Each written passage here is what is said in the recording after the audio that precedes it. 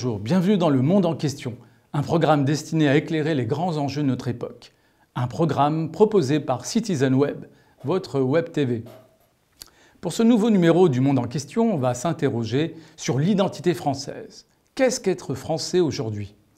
Si le droit tranche la question de savoir qui est français, il ne règle pas la question de savoir qu'est-ce qu'être français.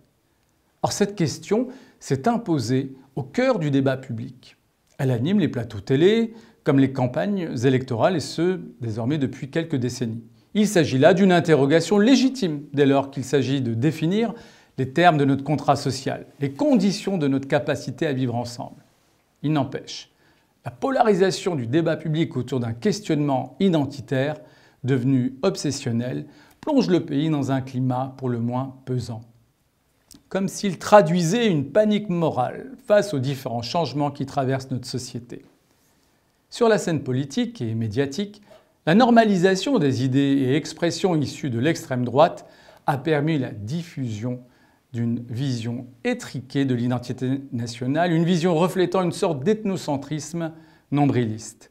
Comme si l'identité française était une donnée immuable, figée, fantasmée et incompatible avec la présence de minorités perçues comme autant de menaces pour l'unité de la nation. La vérité, c'est que l'identité française ne va pas de soi. Elle n'est pas innée, elle résulte d'une histoire vivante, un construit qui évolue avec la société elle-même. Or, c'est précisément parce que cette identité évolue que certains tentent d'exploiter nos doutes, sur un ton apocalyptique, fustigeant ainsi un grand remplacement, voire une guerre civile larvée. Pour analyser et dépasser cette panique identitaire, nous avons le plaisir d'accueillir Karim Amlal. Bonjour. Bonjour. Merci d'avoir accepté notre invitation. Karim Amlal est ambassadeur et délégué interministériel à la Méditerranée. Il est aussi, et j'allais dire surtout, essayiste. Il a développé une réflexion autour de ces questions d'identité dans le contexte français et par-delà. Alors, avant de lancer notre échange, Karim Amlal, on s'est tourné également vers nos concitoyens pour savoir ce qu'ils entendaient ou la manière dont ils se représentaient l'identité française.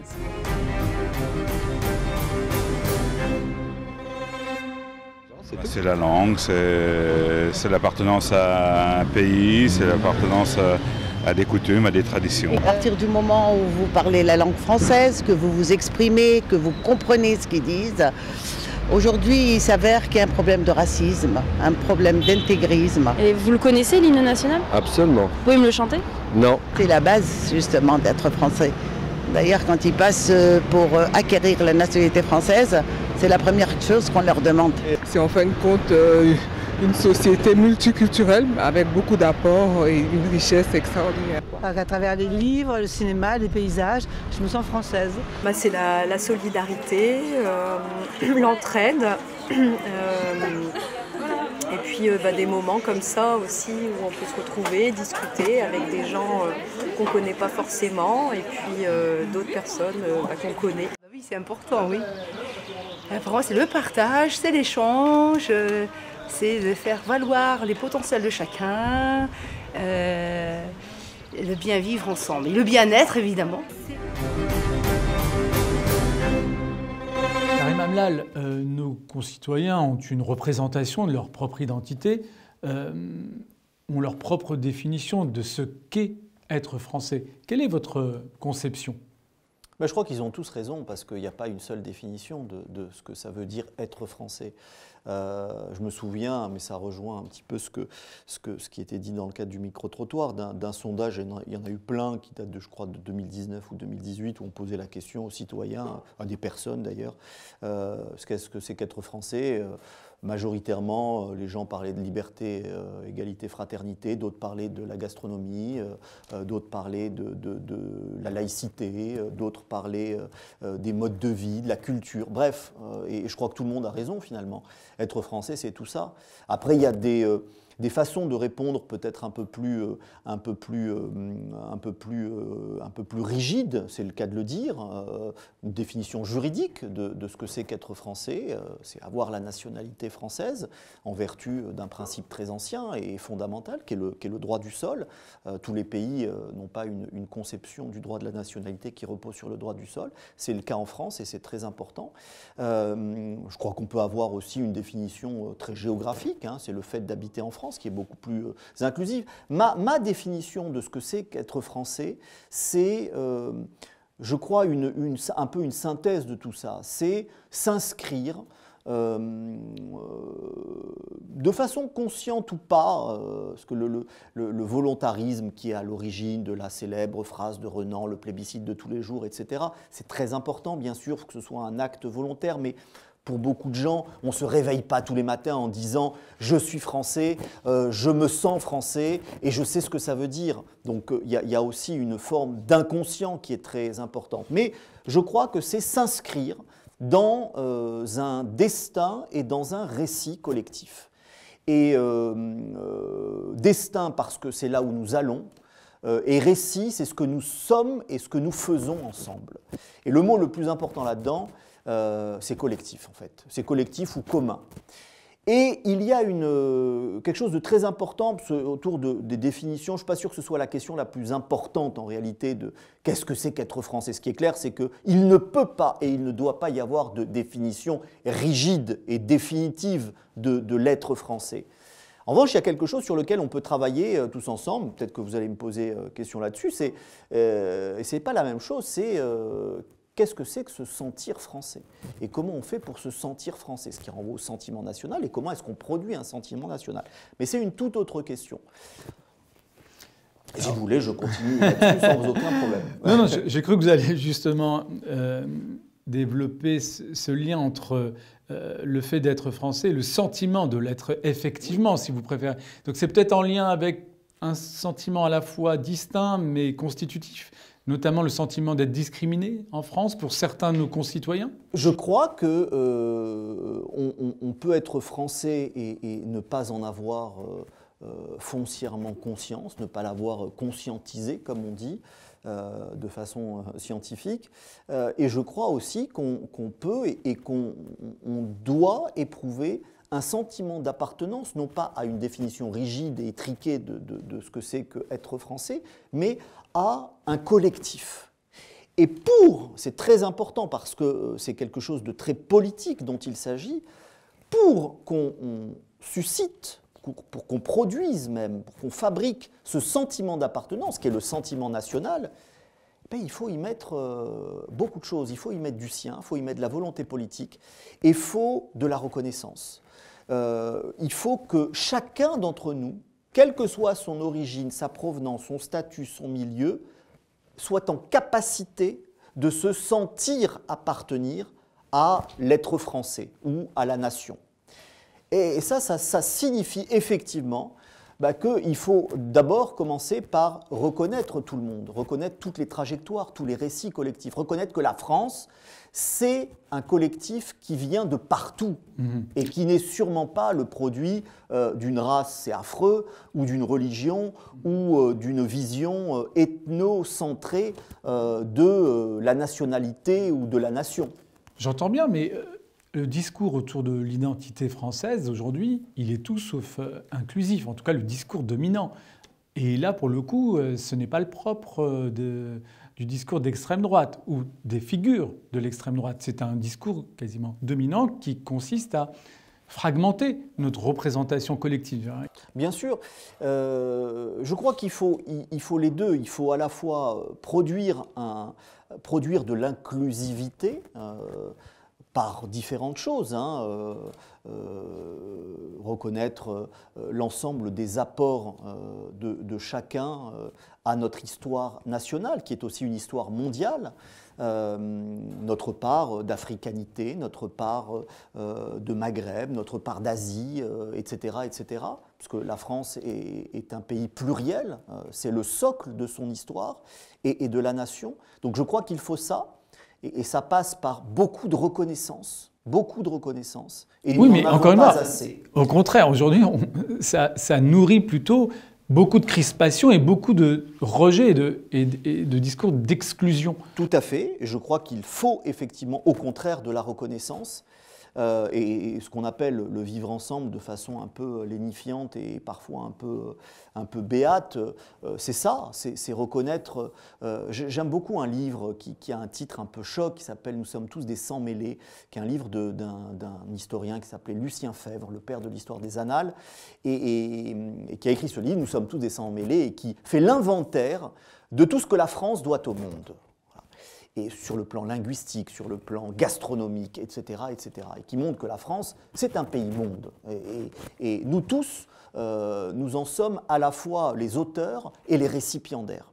Donc je crois qu'il faut ça, et on ne le fait pas assez, et c'est malheureux. Mais je crois aussi qu'il faut davantage expliquer, sur la base évidemment d'un travail scientifique et du travail des historiens en particulier, des sociologues, ce que c'est la France, ce que c'est que la France, comment elle s'est constituée, comment elle s'est produite, quelles sont les valeurs qui fondent la République. Et attention, là, la République, c'est quelque chose de juridique, hein, c'est un certain nombre de principes qui se déclinent dans des droits et des devoirs. Je crois qu'il faut tout ça, mais on ne peut pas faire l'un en oubliant l'autre. On ne peut pas expliquer aux gens que la République, c'est des principes avec des droits et des obligations, en oubliant de dire ce qu'est la France, et par conséquent ce que nous sommes collectivement, et ce que, en quelque sorte aussi, nous devons tous les uns aux autres.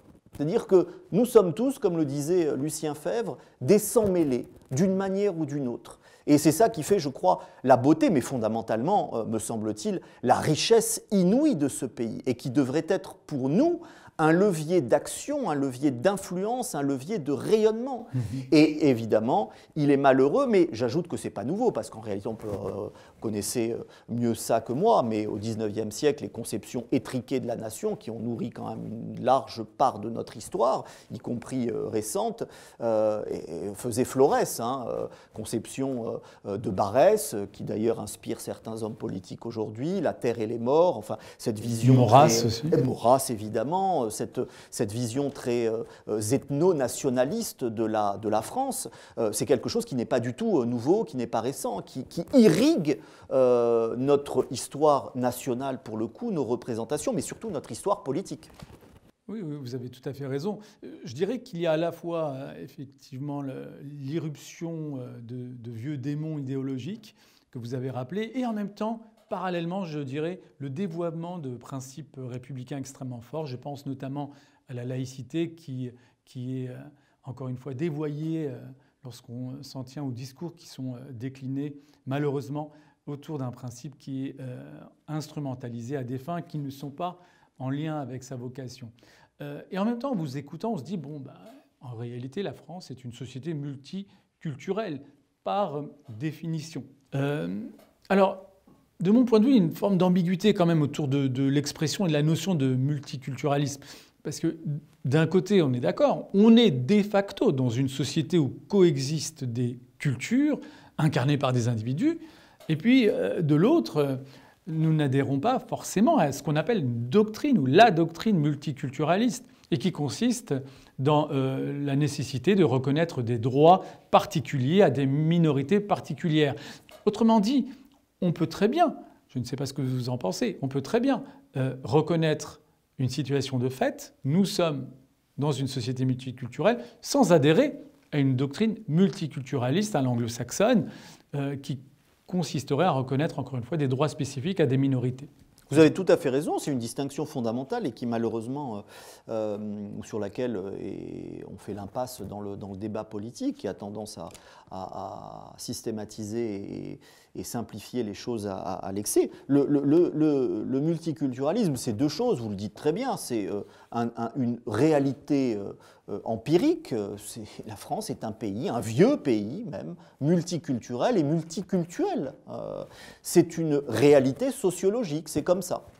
Ça n'a rien à voir avec l'autre définition du multiculturalisme, qui est politique pour le coup. C'est une théorie politique avec la reconnaissance, comme on le dit souvent, d'un droit de la différence, c'est-à-dire des droits spécifiques octroyés à des individus sur la base d'une appartenance communautaire, par exemple. On ne parle pas du tout de ça. Nous sommes en France, la France c'est la République française, c'est un universalisme qui ne doit pas être un universalisme béat, mais qui se traduit dans un certain nombre de politiques publiques qui ne sont en aucune manière et qui ne peuvent pas d'ailleurs être fondées sur une appartenance à une communauté particulière, à une origine particulière. Ça n'existe pas en France. Et dire ça, ne doit pas s'accompagner de la négation du caractère fondamentalement multiculturel de notre pays. Et encore une fois, non seulement c'est un fait, mais c'est une richesse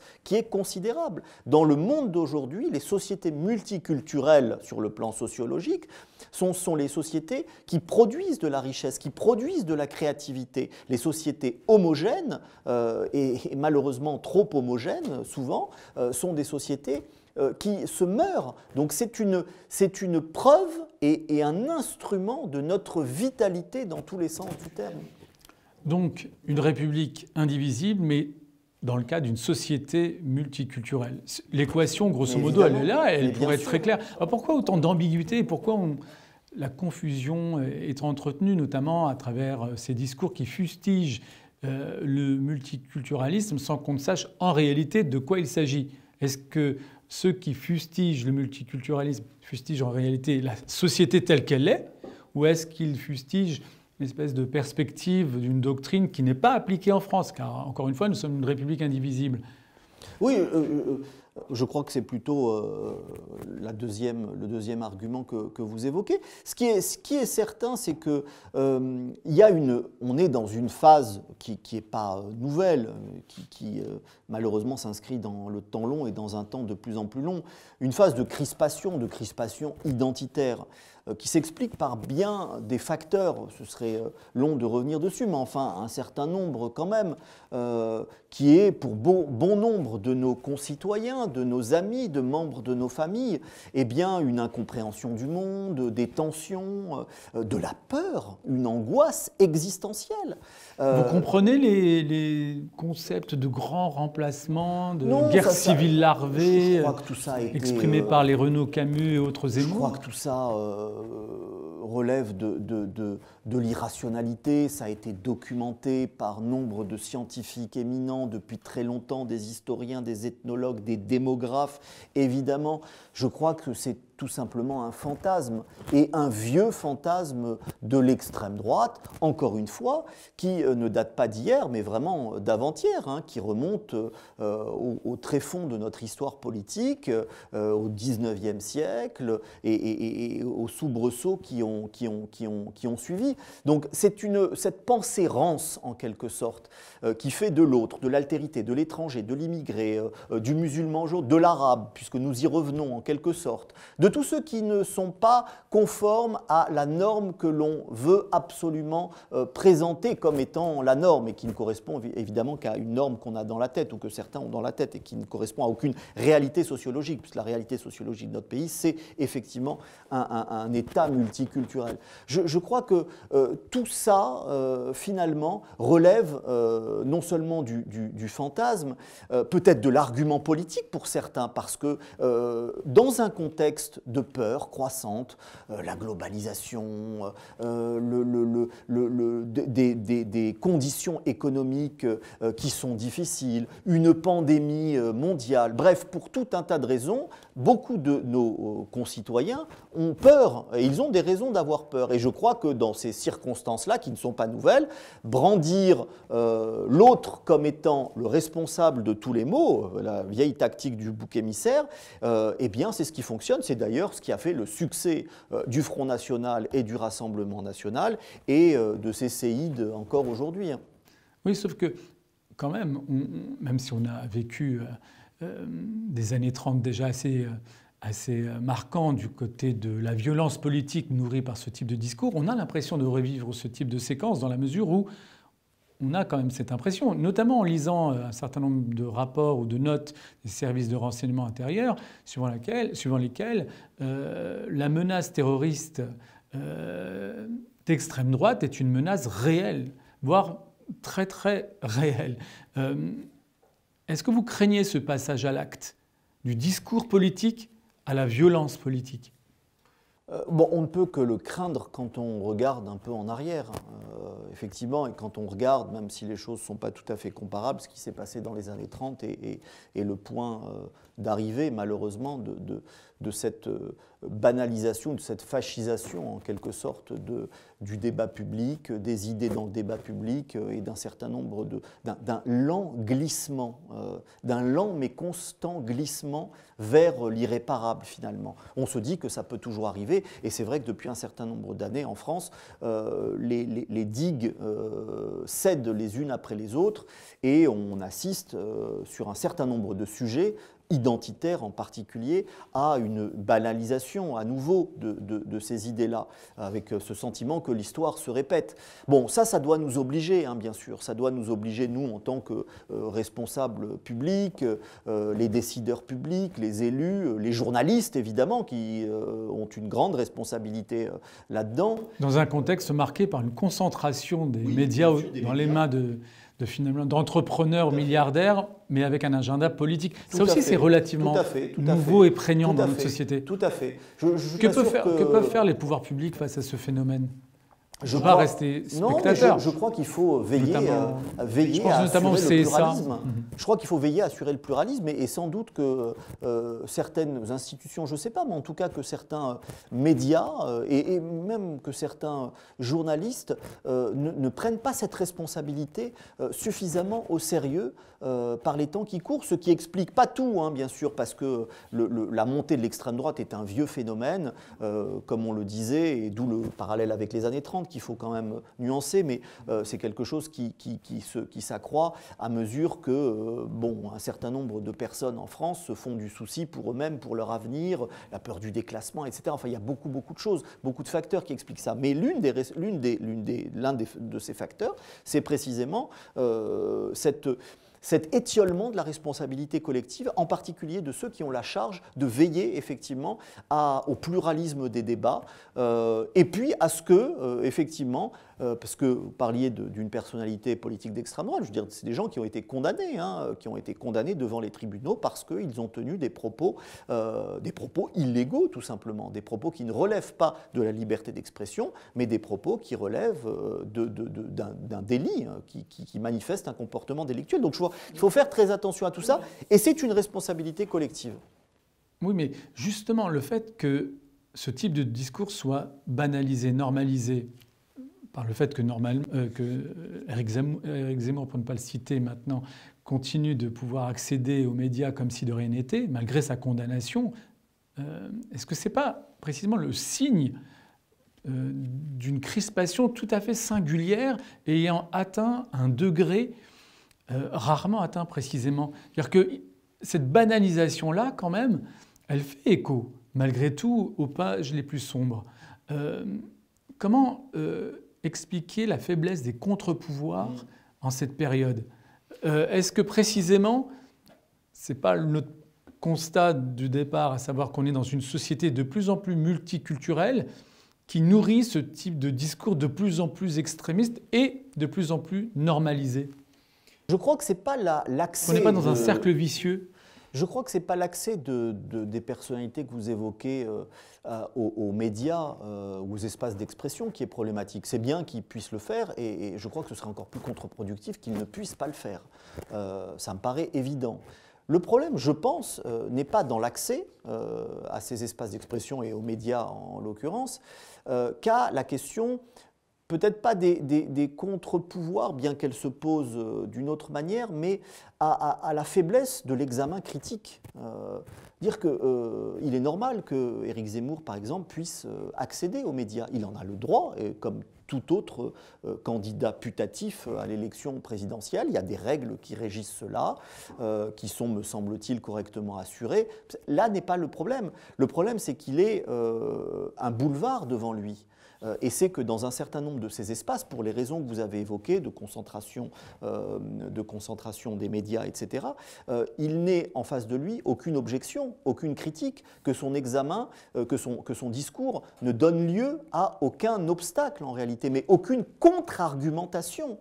Et que pendant des heures, comme je l'ai vu récemment, il puisse se livrer à une tribune, émission ou événement retransmis en direct pendant des heures sur une chaîne d'information sans qu'aucun contradicteur ne soit sur le plateau en capacité de lui opposer, comme dans tout débat contradictoire, des arguments rationnels. Donc je crois que c'est ça, c'est l'affaiblissement finalement de l'esprit critique, des contre-pouvoirs qui évidemment doivent jouer, qui sont peut-être pas assez puissants et il faut les fortifier, qui doivent jouer leur rôle, mais je crois que c'est aussi, et c'est pour ça que je parle vraiment de responsabilité collective et en particulier effectivement, alors des responsables de médias, d'antennes, de chaînes, peu importe comment on les appelle, de journalistes effectivement, je crois qu'il faut absolument veiller à ce que le pluralisme existe, et pour que le pluralisme existe, il faut que ça s'inscrive dans le cadre d'un débat contradictoire. On ne peut pas laisser effectivement des logorées de cette nature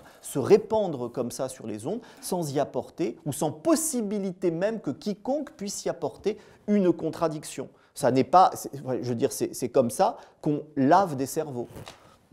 Je vous remercie et je trouve que c'est un très bon mot de la fin, Karim Amlal, dans la mesure où finalement on en revient à la nécessité de conjuguer le réel au pluriel et non pas systématiquement au singulier. Je vous remercie beaucoup et je vous donne rendez-vous pour un prochain numéro du Monde en question.